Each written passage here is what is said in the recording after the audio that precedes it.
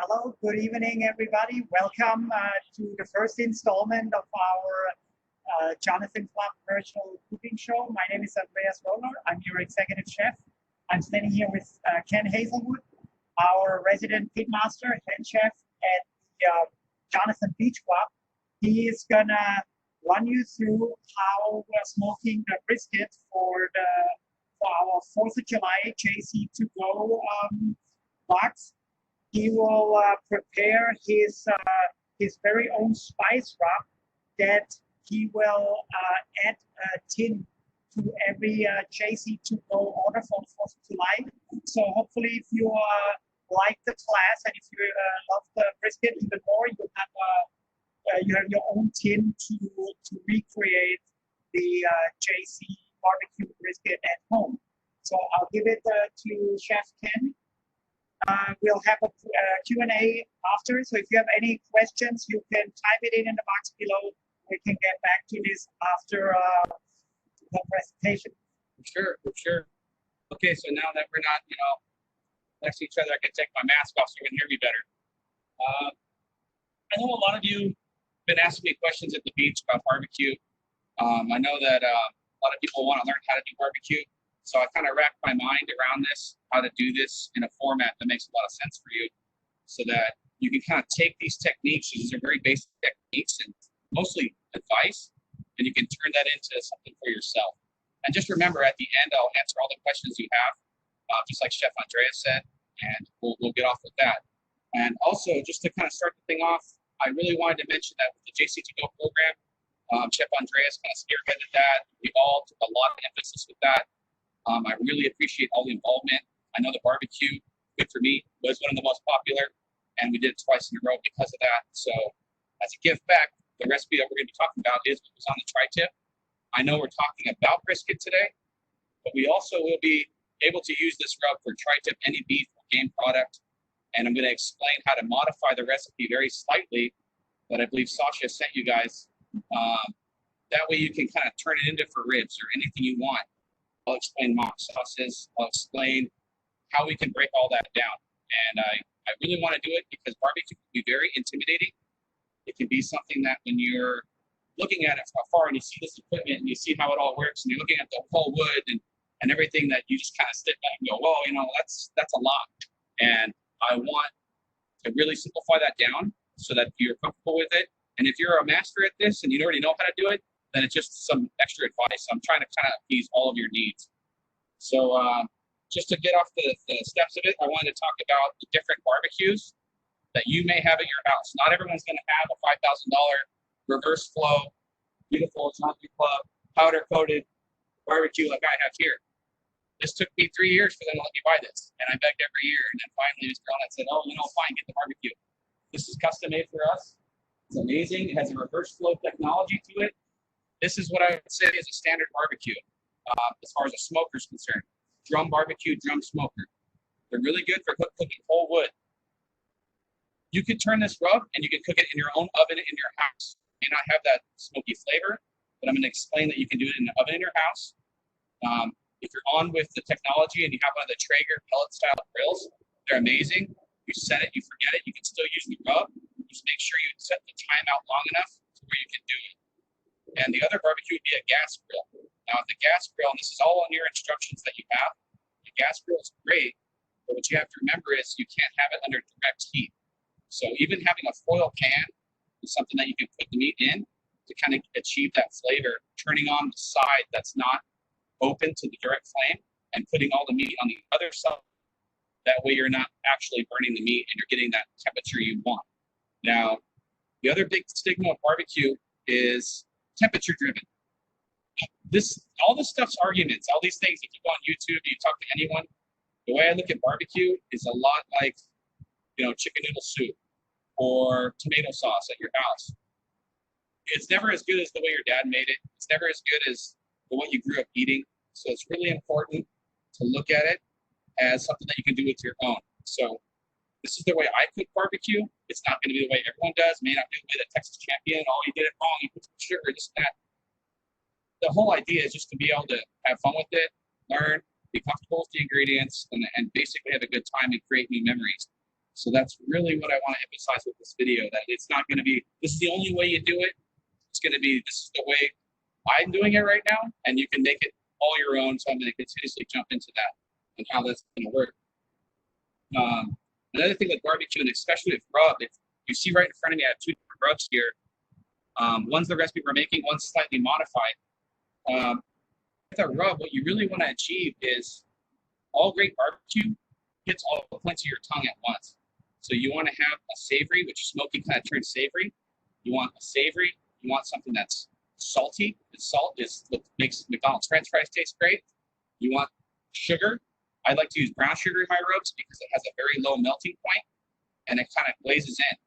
Just straight barbecue sauce by itself isn't really an answer, because what you're creating on the outside of the meat product is the barbecue sauce. It's slowly cooking on. That's what I think is a very hard thing for a lot of people who can't barbecue. The other part, which we'll get into a second time, is when you get to the point where it's getting too dark, it's starting to burn, you have to pull it off, you have to wrap it, you have to take care of the meat, and then that's going to create steam, so that way you're going to have even better product. And always cooking product if you can attached to a bone. That's always a great thing to do too. So today we have a whole brisket, which is the same recipe that Chef Andres, the team here, myself, are going to introduce you for the JC to go. And we also have a whole chicken. I'm going to go briefly real quick how to break that down. Once we break down the product, I'm going to talk about the actual rub. We're going to make a rub together right now. And I kind of scaled my recipe down from like 20 pounds, right, Chef? We scaled it down from like 20, 30 pounds to more manageable 1 pound batch. And then when we get to the rub section, I'll talk about how to make it your own. And there's a core to that, and then you can kind of do whatever you like. And then the mop, barbecue is all about hydration. If you look at the situation we have here, this grill, it's sitting right now, because I've been open close to 250 degrees. I like to grill at 280. It's a low and slow option. You can talk about, I want to cook at 220 to 250 and have a 10-hour brisket. It's achievable. It's going to take a long time. I like to go, okay, I want to eat faster than that. I don't want to cook all night long, you know. So I like to go 280 to 300 degrees. I watch my temperature, and I use what's called a mop often. Now, a mop is basically like a barbecue sauce, but it's got a liquid-based consistency. We'll get into that as well when we get to the mop section. So first thing I want to jump into is how to break down the brisket. It's an intimidating piece of meat. So let me grab it, and then I'll show you how to break that down.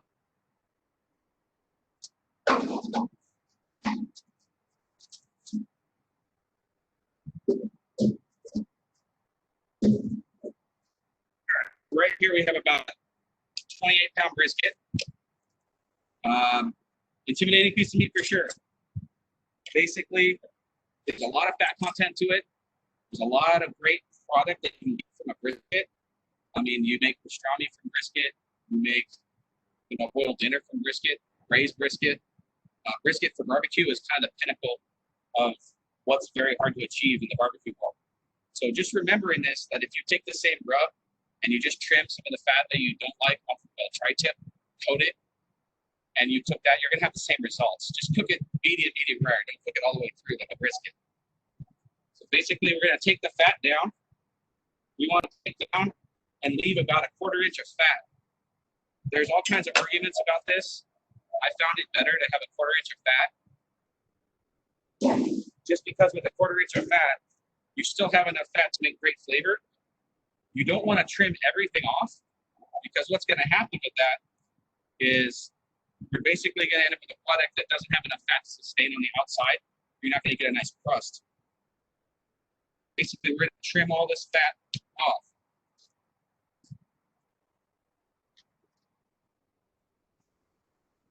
Remember, 4th of July is that time of year that means a lot to me. Every year, for those of you that go to the beach, and I'm sure if you've been there the past 6 years or so, you've seen me at the beach. And I remember one year I had a full big smoker out there, and I cooked about 600 pounds of brisket for everyone. And I had this table set out, and everybody was just eating brisket off the table. It was a great time. I truly remember that. It was an awesome time to go through it. But you see right here how I'm leaving fat still on there. You guys can see it, right? Leave the fat. You take that sinuous fat off, and you want to leave a little bit of fat on in some pockets here. That's what's going to give you a lot of flavor when you add the rub. On the back end, you have a lot of fat in this decal end. The decal is where this is basically three muscles that come together.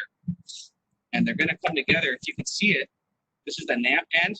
And you want to pick a brisket that's kind of flat all throughout, like I picked here. If you're looking at this that's coming together here, you have to trim this fat out. It's a lot of fat. It's great for like a boiled brisket dinner. So you're going to have all that gooey best part. Honestly, I'm a big guy. I love this part of the brisket.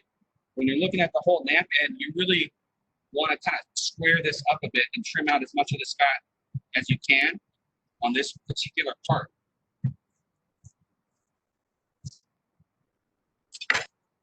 On the other side, there's a spot on the end that has the same situation. And you can almost see here that you have different striations of meat. You can see that against the grain here, and you can see we have all the fat content. That's where all the flavor is, right on these ends. And in Kansas and places like that, this top end here that I'm going to trim off, that's what they would cook in the barbecue, and it would kind of get really crispy. They call it the burnt end. They'll take that, kind of make a stew with it, things like that. For this purpose, I'm going to take it off because I'm not in Kansas. But, it's a lot of fun. So I kind of just square this whole piece of meat up a bit. All this fat comes right off. I got the fattiest one so you can really see. When you go to the store, you really want to pick one that looks pretty healthy, has a pretty good size, and isn't too skinny on the nap end versus the decal end of it. Because that's going to mean a lot when you actually barbecue this. You have different cooking times. And you're going to see the finished product in the video that I have ready here that basically it just shrinks so much. So you would start off with 28 pounds, you're going to be lucky to get like 8 to 10 pounds out of it. So I'm looking pretty good on the brisket. The other item I wanted to show you is going to be the chicken. Just because I know that we're kind of showing two different things. So I'm going to flip the board, show you guys how to break down a simple chicken the way I like to. Here at the club, we're using Jadori chicken.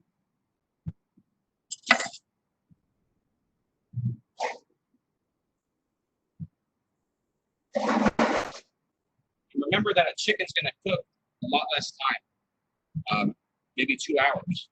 2 hours at 280. And you want to check the internal temperature, make sure you're over 160 degrees to be safe. But basically, you're going to coat it the same way with the rub that you would the brisket. I always take the legs down. You can see right here, you guys see it good? I would take this little knot straight off. Kind of cuts right off. There's a silver tab, you push it down and you can almost stretch the bone. It's kind of a cheap French way to do it. Always cut away from your body. Right in. Trim all this off. The wings get kind of burnt. You can always tuck them. Kind of like this, you kind of give them like a full Nelson and you tuck them back. And that works pretty good on the grill. But what I like to do is I remove the wings. I learned a trick a long time ago. Is you come in from the bone section here into the middle and just tap. And then all you want to do is pull away. You're going to dislocate that bone. It's a quick way to French it. Just tap, pull it right out, and you get the bone clean. When you throw away this part, you like the wings, keep them separate. And right here, we're kind of ready to go for chicken. We can truss it, we can do all these things. You can cut them in half, you can cook them whole. The ones I cooked were whole today, so I'm just going to kind of display that.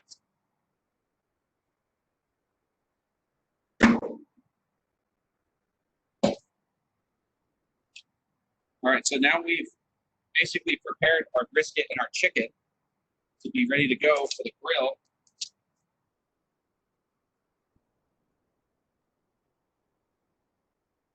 The next thing we'll probably make is the rub. I'm just going to kind of clean this real quick.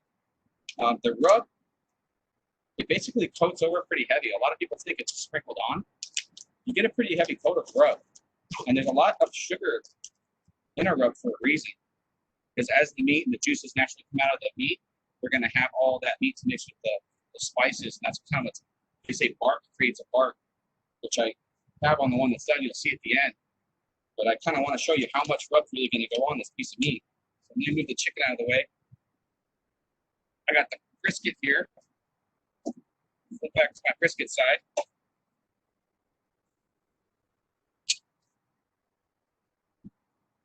get this ready to rub down.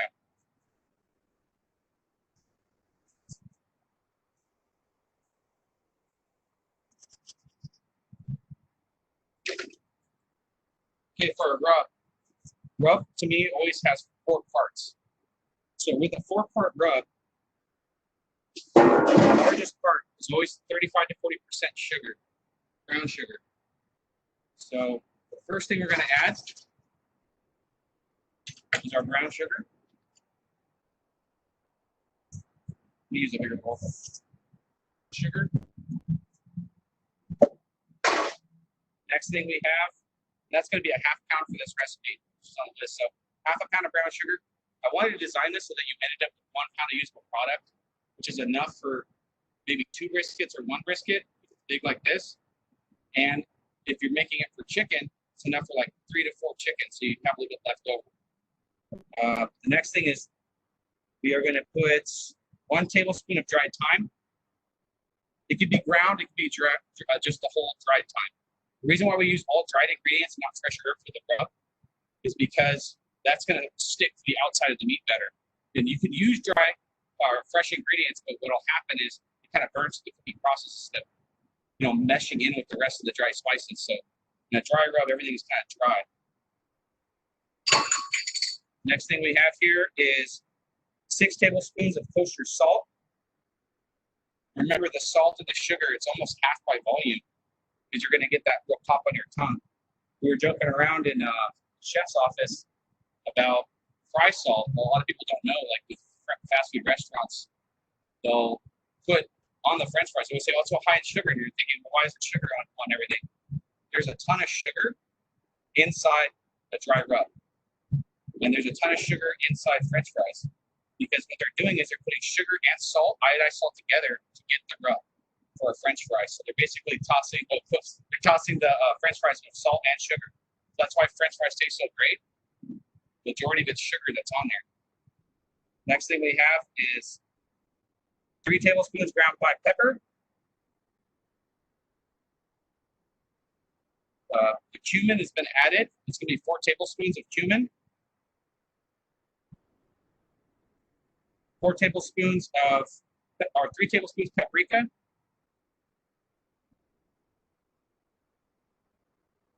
Chili powder.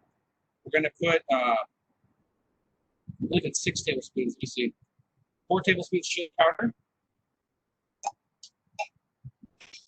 Granulated garlic, 6 tablespoons.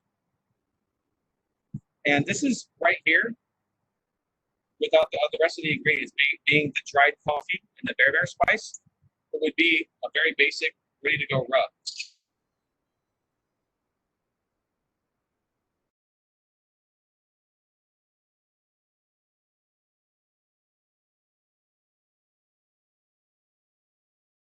Nice and sweet. And one thing I want to say with the bear spice is an African spice. That's kind of what makes this the recipe kind of interesting. It's very citrusy. It's not very spicy. And if you can find it, it's a great ingredient. Basically, that bear spice, 3 tablespoons, and the dehydrated coffee, like instant coffee grounds, in this recipe are the 2 items that you can swap out to kind of make whatever you like. So with this recipe that we're making here, I'm going to add the 3 tablespoons of bear spice, and you can kind of see that it's like a paprika. It's very light. Can you see it on there? It's like a paprika. It's very light, but it has a lot of great citrusy notes to it. The reason why I use instant coffee, this is a point of contention for a lot of people, and we discussed this over and over. You don't want to use regular coffee grains. I've talked to people about this, and they put regular coffee grains. The issue with regular coffee grains is that they're not really edible, and they're going to cause a lot of crunchy stuff on the outside of your meat. A dry, dehydrated coffee is you get that rich flavor. And the reason my coffee works so great with red meats and game is it melts right in with the rest of the product, and you don't taste coffee. You just taste this rich, kind of a sultry flavor that comes along with it. So that's why I always used instant coffee. And Folgers, Crystals, Nescafe. This is the kind of stuff we're talking about. It seems silly, but it works great. So we're going to add all this together. What I like to do really is I come right in and I'll kind of mash it by hand and mix it as the best I can.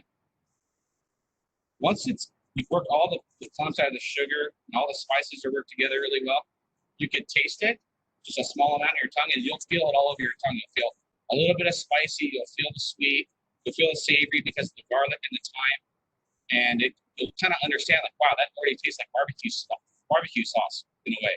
And that's pretty much what we're doing is we're making a barbecue sauce. So now the fun part, we're going to see how much of this we're really going to put on this brisket. We have it all trimmed up. We take like a handful of it, rub it into the brisket. If you can do this the day before, it's even better. You don't have to. You can go straight into the grill. I know there's like a lot of arguments about how long this rub has to be on there. It doesn't need to be on there that long. You want an even cake of it on there. You don't want to cake it up too heavy. So that's why I'm kind of rubbing it in. You want it on all sides. And remember, if you're doing a tri-tip, same thing with the tri-tip. Same exact way. You can put this on hamburgers, makes them taste pretty good. I would just use it as a seasoning at that point. And the chicken, you're going to do the same way when we do the chicken. And I'll talk about what I changed to make the chicken different. I don't use coffee and bear spice. This is basically what you kind of want to achieve right here. So you want to get a great amount, something you can shake off. And this is what we're really talking about. This amount of spice, is it pretty clear? So this amount of spice is what you really want. If you're kicking it up way too heavy, then you don't really need that much because when you cook it, it's going to get kind of bitter. That chili powder and everything's going to kick up. Also, if there are deep cuts or pockets on the brisket, you don't want to pack it into that because what will happen is you'll be eating it and you'll get this huge blob of spice and it doesn't taste great. And you can see how much I have left.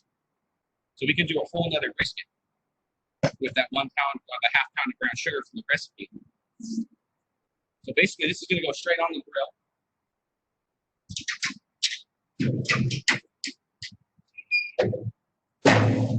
We have a fancy grill.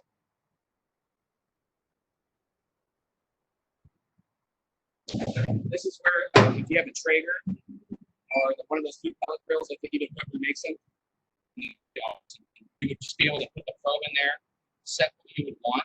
What I would say is you want this between 160 degrees, about to 180 even, because once it gets to a certain point in the grill, I won't be able to show everybody this process, but you're going to have to wrap it with foil when it gets to a certain point, because what will happen is you're going to be mopping it. I'm going to show us how to make the mop after we do the chicken, and we're going to kind of see that as it cooks, it's going to get more and more color. And you can do the same thing in an oven with the description that was sent to you guys. I think I put it like 280 degrees or something like that in the oven. Once it starts to get too brown, you kind of notice it. And you go, oh, wow, it's getting too brown. I'm mopping it, starting to build up a really nice crust. And then what you can do is you can go ahead and take the whole brisket out. You put it on a bed of foil. You're going to wrap the whole brisket up, a little bit of the mop. And when you put it back in, that's the part where it gets tender and steams through. Usually takes another 2 hours about to cook all the way to where it's like jelly, like the one that I have to show you at the end. So I'm going to flip the board, change my gloves, we're going to do the chicken.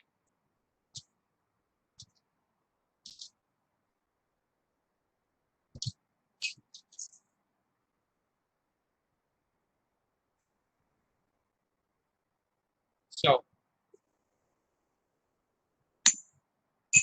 the chicken, the secret that I find is rubs that are made with coffee and other types of heavy chili powder, chipotle, or anything like that go really well with beef, red meat, game, things that have a pretty strong flavor because they're kind of counteract that flavor. Something like ribs or chicken, pork products, pork chops, things like that, they're always going to go a lot better. I always tend to go right for ginger and mustard. Ginger and mustard are great for those kinds of products. So basically, I have some of the rub here. It looks almost the same. It's just not as red. It's a little bit a different color. I don't know if you can see it, but I made this ahead, so save us time. But basically, what it is it's the same exact recipe, but instead of bear spice and the coffee, I used English ground mustard for the heat, and I used ground ginger for that flavor that I was looking for with the chicken. And this is the part of the rub, guys, where kind of anything goes. You can sub that out for your favorite things. You can put curry powder. I made it with curry powder. It's great. You put ground juniper during the holidays. If you want to be that guy at the party that's like, oh, yo, I made my barbecue with all these holiday spices. I'm cool. You could do that. I've done it. You can make this rub and put it in your own little tins, like what you're going to end up getting anyway, and give it to all your friends. And it makes a pretty good gift because everyone's like, wow, man, this guy has a barbecue rub. It's a great gift. I really like it. But basically, you're doing the same thing, rubbing all over the crevices. You don't want to cake up too much, and it's going to be a little bit lighter with the chicken. If we had a rack of ribs here, I like to put it in a pan. I kind of put the whole rack through the pan. And in the JC to go, we were cooking 140 ribs every single time we had the JC to go. And you can cook them in the oven just like that. You can coat it like this, put it in the pan, always put a little bit of water, and I'm going to get into what moisture is in the barbecue and why it's important in a second. But when you cook it, you're noticing the color change. You might cover it when it gets a little bit too much color, and you can cook it in the oven. It'll taste great as barbecue. You put your favorite sauce with it, and you're done. You don't need a barbecue. It's pretty amazing. Always with chicken and fat on it. When you're on a lever grill or a gas, propane or natural gas grill, always cook it off the direct heat because the fat's going to drip down. And it's going to cause a flare up. It's going to burn quick, and sugar burns very, very high heat. That's why we use brown sugar, not granulated sugar in rubs, because granulated sugar is going to burn down quicker. So if you're not having ground sugar and use regular sugar, go half as much or don't do it, because it's gonna cause it to burn too fast in your oven or on your grill, and you're gonna end up with burn and not all that rich flavor you want. Brown sugar has an molasses in it, and that's really what you want. So I'm gonna put this in the oven too.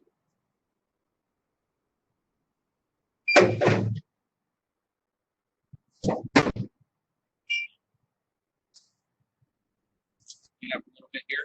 So I'll talk about the rub. You do have a question, Ken. Yeah. That was fine. May I use Moroccan harissa in place of chili, or is it too intense?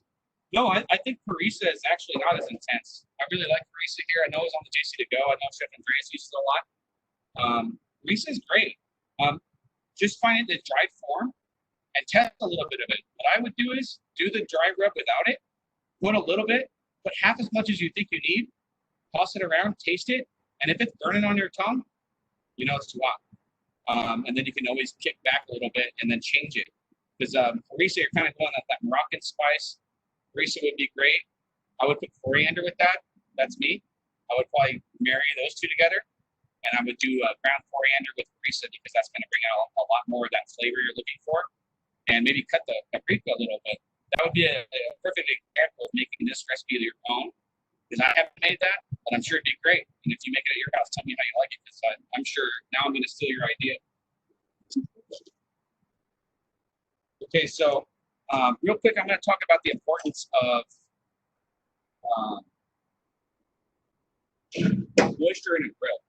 It's really important to look at a barbecue as basically an oven. If you just ignore the fact that it's all this and it's an oven, a firebox, or even in a Traeger, it's going to produce very, very dry heat. And what happens is, unless there's something inside the meat with enough fat and enough time to cause a slow enough temperature to cause that to come out, you're having to add moisture to it. I always suggest when you cook in an oven for sure in your house, because I cook brisket at my house in an oven barbecue, it tastes great.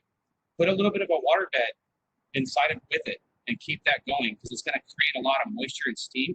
It's going to speed up your cooking process. It's going to make it come out better. That's the invention of why a mop's important. Mops are kind of this, old school kind of, it's out in so much mystery. I don't know how to make a mop. It's so weird. Is there one recipe? You look at all these recipes online and everyone's saying, oh, put fruit juice in a beer and this and that. And I'm going to come up with a way and show you a very simple way to make a mop that you can make your own. You can use pineapple juice. You can do whatever you want. This works great every single time. You take your favorite barbecue sauce. In this case, this represents like a mustardy golden barbecue sauce that we bought, right? That I've bought just for this little demo. I'm gonna put it in the mixing bowl. It's pretty thick.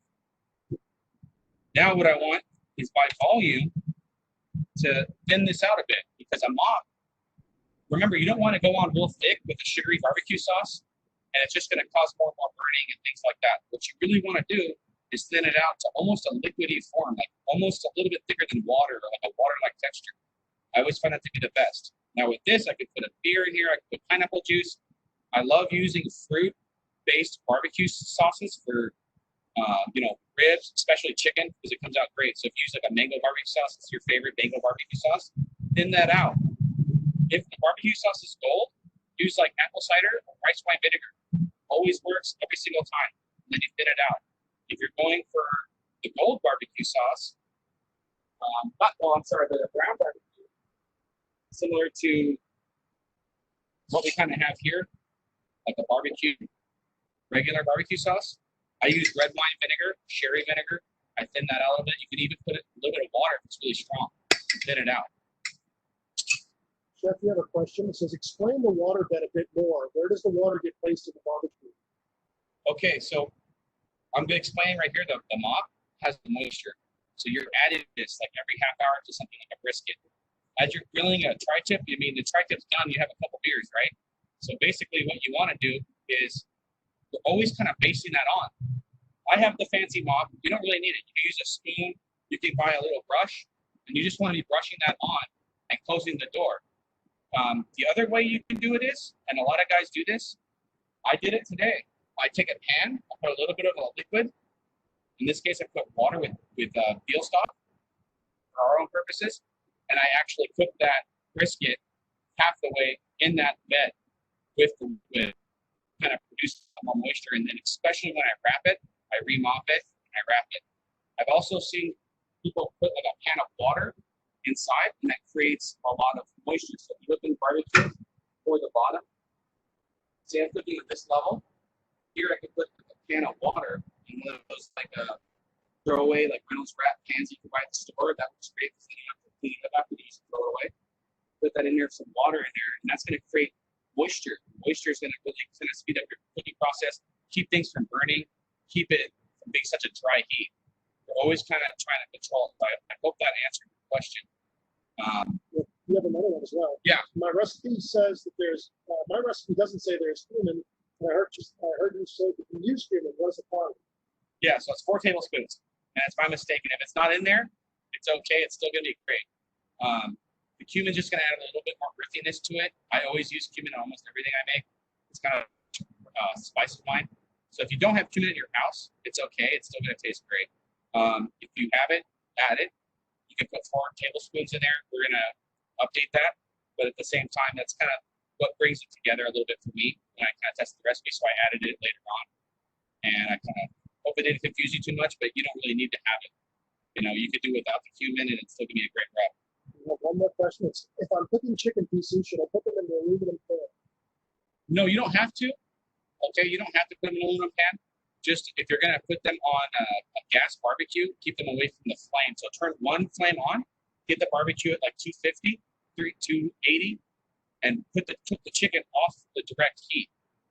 And then if it starts getting a lot of color, you can move it to a pan with a little sauce, finish it off in there, and treat it like an oven. Good barbecue takes time. Always do that. So with the mop, I want to show you the consistency because I think that's important. This is going to represent your favorite barbecue sauce. I have just straight apple cider vinegar. Basically, I'm just going to put some apple cider vinegar straight in here. You want this to be tangy. I find that to be the best thing about barbecue is when it's tangy. Just kind of mix that up, and you want to get it to where it's like a liquid. If you taste it, it's a little strong, you can always add water. But I get it to a liquid type consistency. And as my chicken's cooking, I'm basting it. Every like 15, 20 minutes, I go out there, baste it. I'm guilty of loving barbecue because I really just like to drink beer by the barbecue, I'm being honest. And it kind of grew from that. And then it kind of like, oh, I want to be better at this. You know, I want to actually do it. So I got better barbecues. I have a smoker, not this nice, but one at my house that's probably like 100 pounds. It's 5 feet long. It's made out of cast iron. I've had it for 12 years. And I only fire that up if I'm going to cook enough food for the neighborhood. And I have a gas grill that I use, and I'll cook just like I'm explaining the gas grill. And if my wife wants to cook something in the oven, she can do that. So yeah, I know it gets a little confusing, but I'm trying to just describe every different way that you could do it. So it's not like, oh, if you don't have a smoker like this, you can't do it. You know? So to kind of explain the whole mop.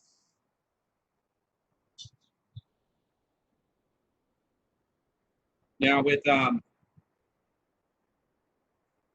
as you're kind of mopping the product, what you really want to do is, this isn't ready to mop it. Can you see it? Oh, I'm sorry. As you're kind of mopping the product, you can basically kind of tell when it's time to mop it. You can see it starting to get kind of dry looking. It needs to be mopped. A lot of guys will put even water in a squeeze, like a squirt bottle, and they'll use that, kind of squirt water into it to keep it moist.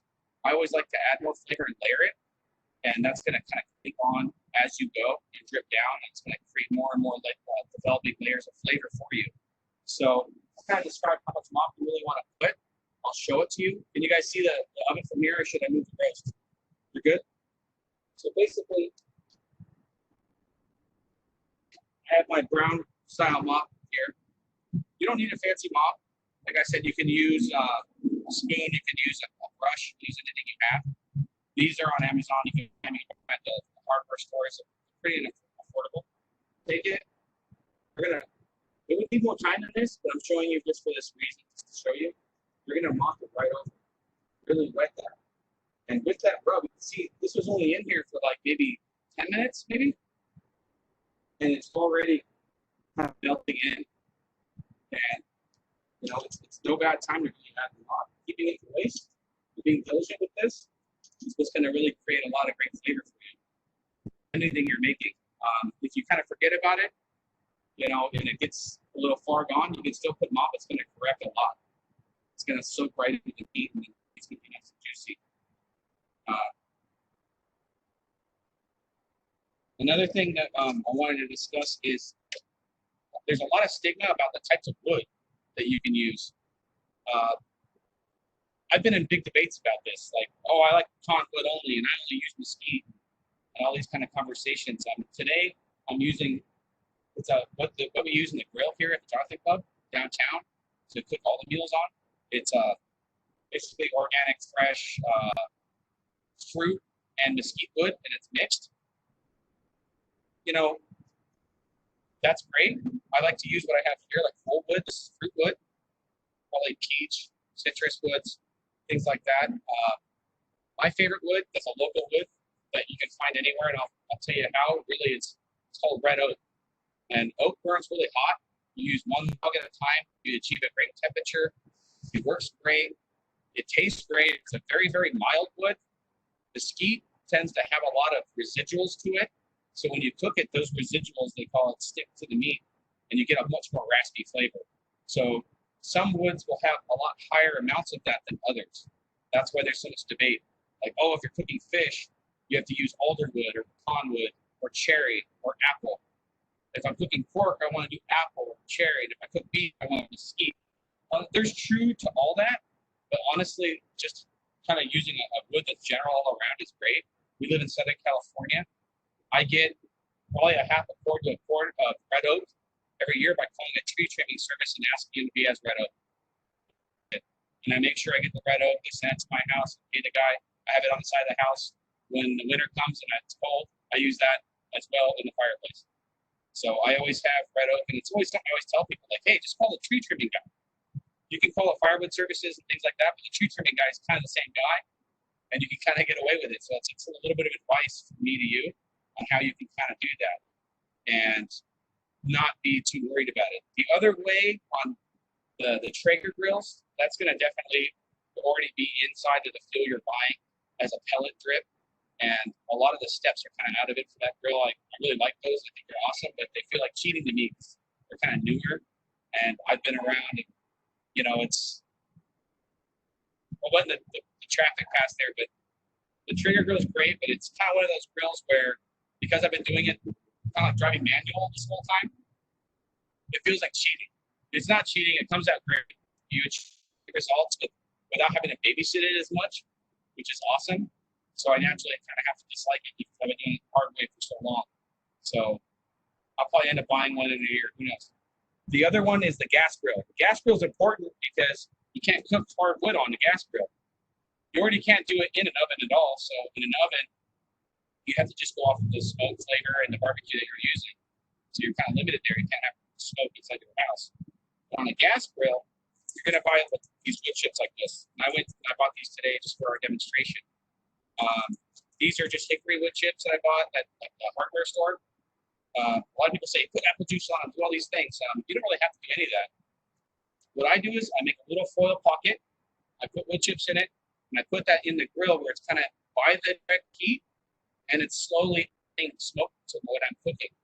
If you notice right now, I have this at 250 degrees. You don't see a whole ton of smoke.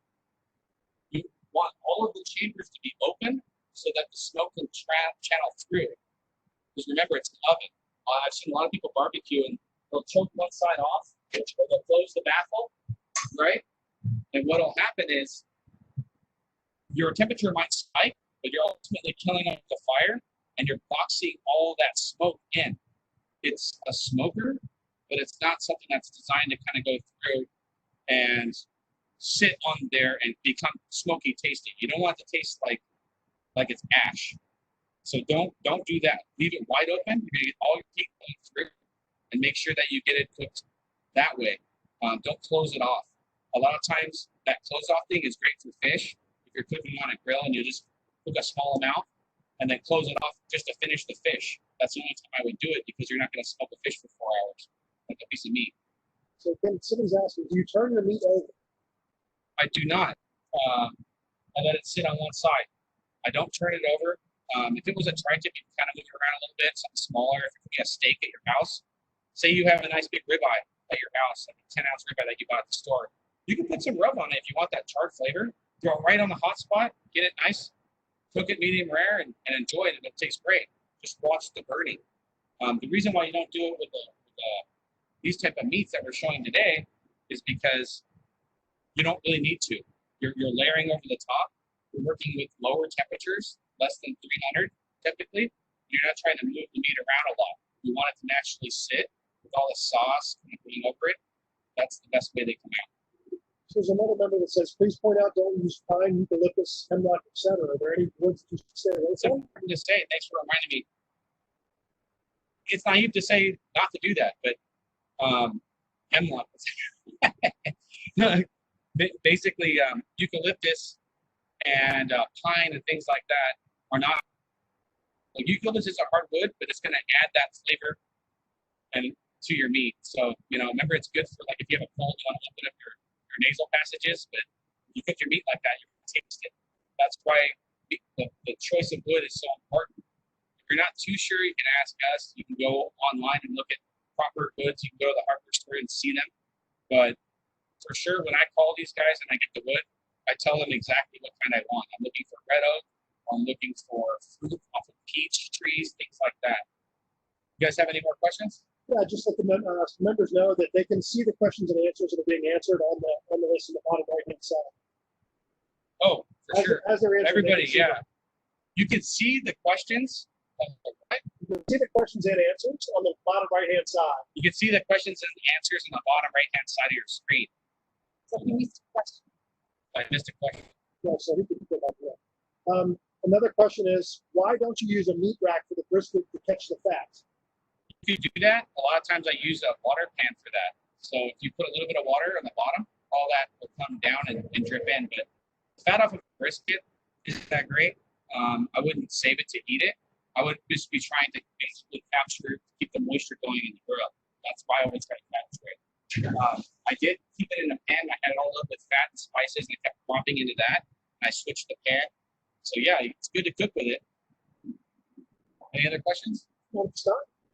Okay, so in conclusion, we're going good, right? So in conclusion, I'm gonna just kind of pull up the meat that I've been cooking here all day to show, that picture of the done product. To clear off a little bit here.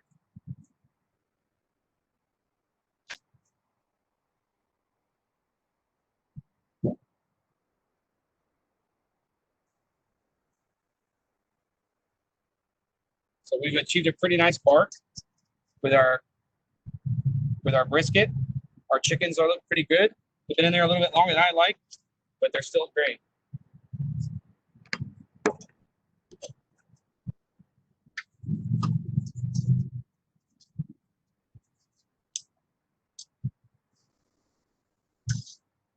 So I trust these. You can see that the meat's just fall apart. Brisket pulls apart. Another good thing to do with chicken or pork products is to brine it. Basically, all that is a liquid that I use water. You can use chicken stock, but water works just fine. That's why we made this. You put fresh herbs in there, a little bit of garlic, and you make sure that it has enough salt where it tastes salty. And then you can soak the chicken and things like that in there. When you go to barbecue, you're going to have a lot more of a juicy product at the end. Another question? Yeah. If I use a gas barbecue, how long would I cook it and at what temperature? Okay, so gas barbecue, you're gonna want to do the same thing. When they email out the temperature ranges, I kind of get into more detail on gas.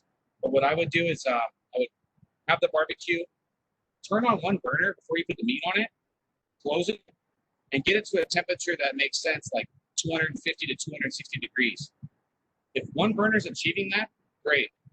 Take the roast, brisket, put that away from the hot point so that it's not getting burnt, and you'll be smoking in there like that. You'll be cooking like an oven inside of your gas grill.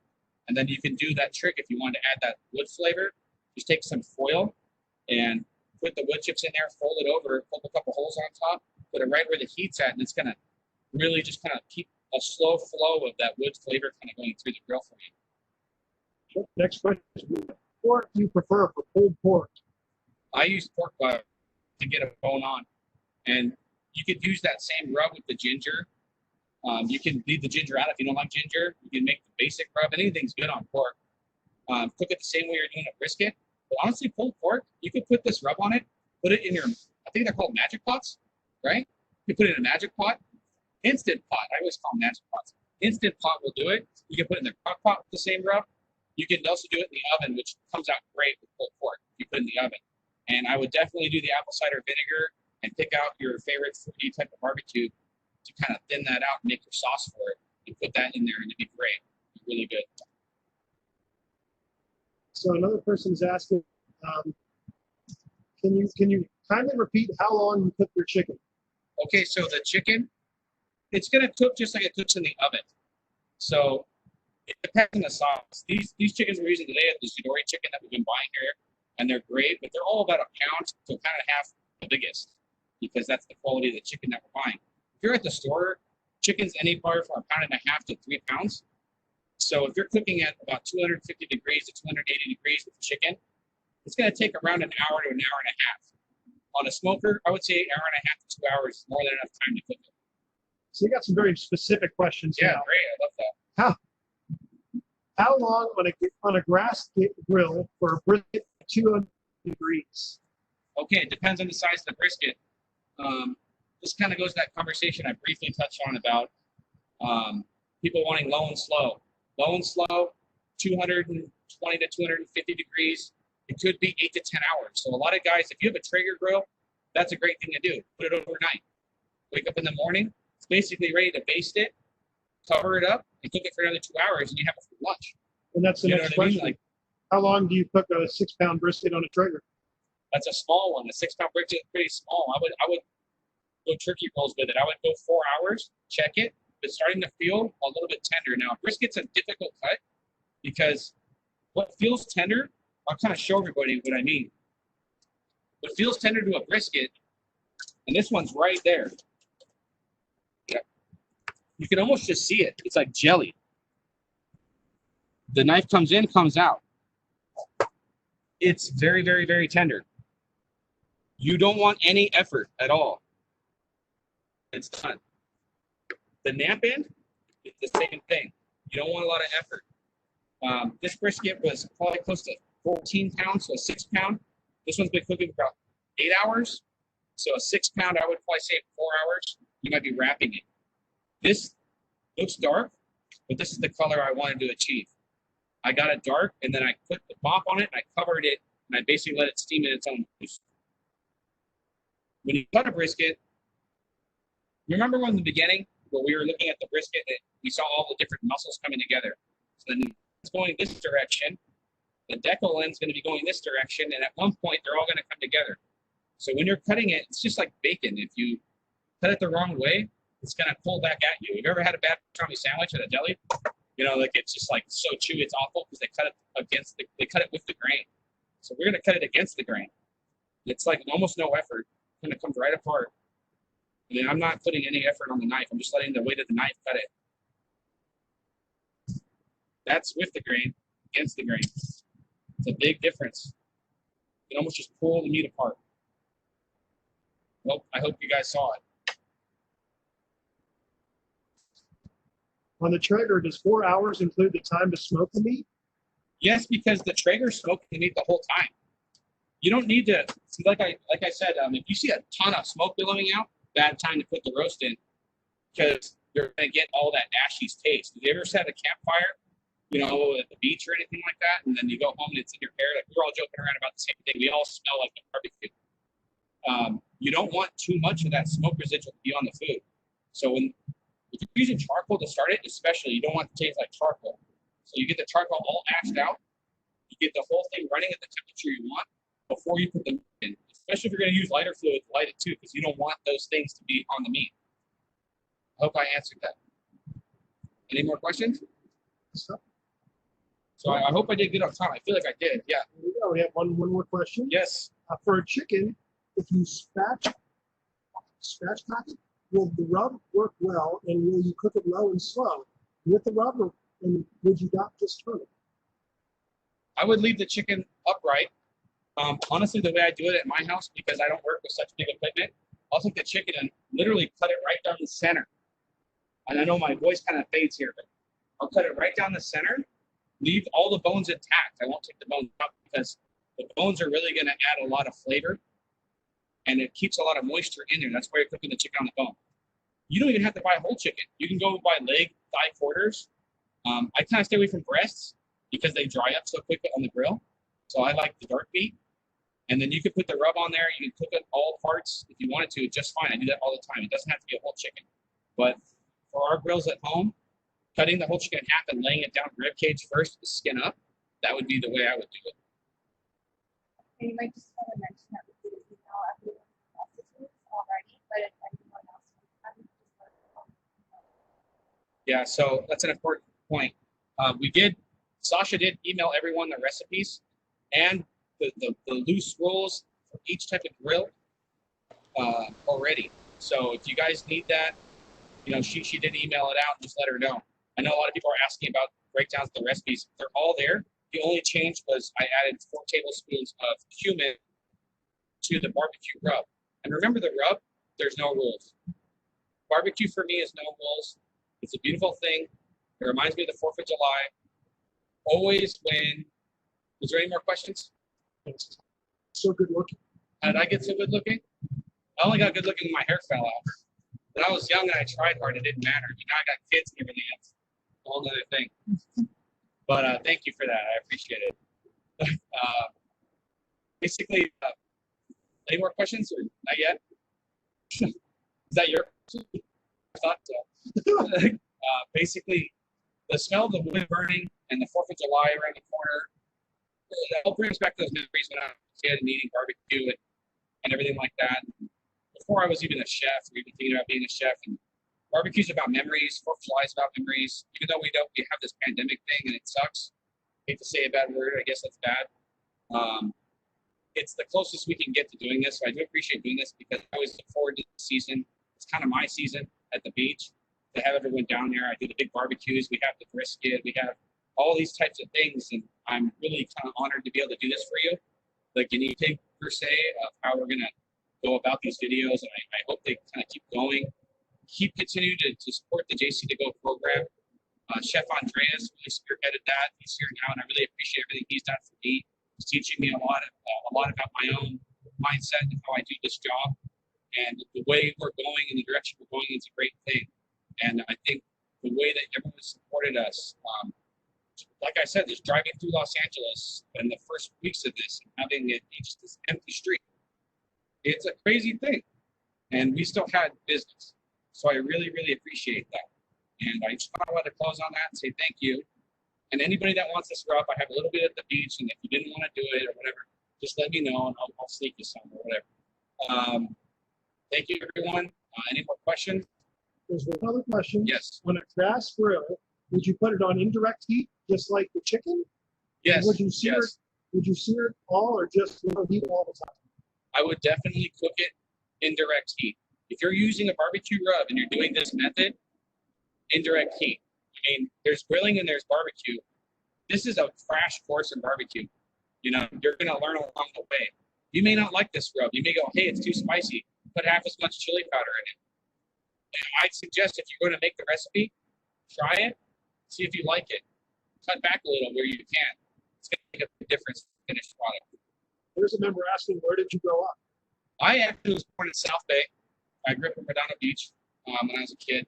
And then when I was right before high school age, I lived in Fallbrook for a while. And then from Fallbrook, I lived in Temecula. I went to high school in Temecula. That's where I worked in casinos and all that. And we all remember Chef Jason. He brought me here from that world. I lived in Colorado for 2 years. I worked in Broadmoor there. So mostly Southern California. I know I look like a Texas guy. I know in the barbecues, they love to put me in the overalls and all that stuff, the straw hats. That's just for fun. You know? The members are saying thank you. Thank you very much. I appreciate it. Anyone wants anything else, you can email Sasha. She'll get a hold of me, or she can pass my email, and I'll be glad to answer any questions. Thank you very much. I appreciate it.